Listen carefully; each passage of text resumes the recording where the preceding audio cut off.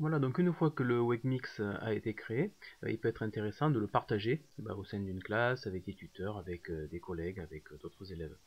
Pour partager donc le webmix, c'est-à-dire les liens plus les flux RSS qu'on aura mis sur ce tableau de bord, il suffit de cliquer sur partager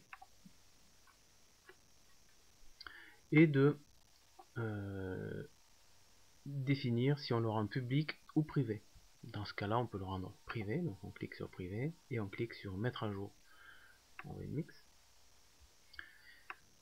Cette partie-là se dégrise, donc on va pouvoir partager par mail. Donc si on clique sur partager par mail, on va rentrer un mail et la personne recevra un mail avec l'adresse du webmix, ou on peut aussi intégrer le code, ce code-là, dans une page web, par exemple.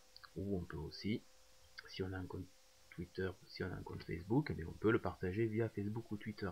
On peut aussi nommer un petit peu plus explicite le webmix, et c'est le webmix formation, par exemple. On peut décrire un petit peu de quoi parle, donc c'est un exemple webmix, des mots-clés qui reprennent là simplement les éléments qu'il y a dans le webmix. On met à jour. On est bien d'accord, on peut le partager par mail.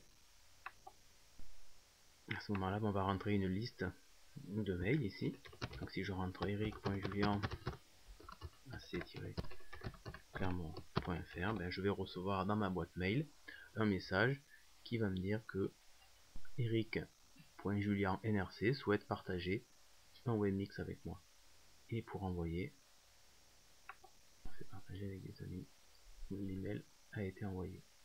Voilà, c'est tout simple.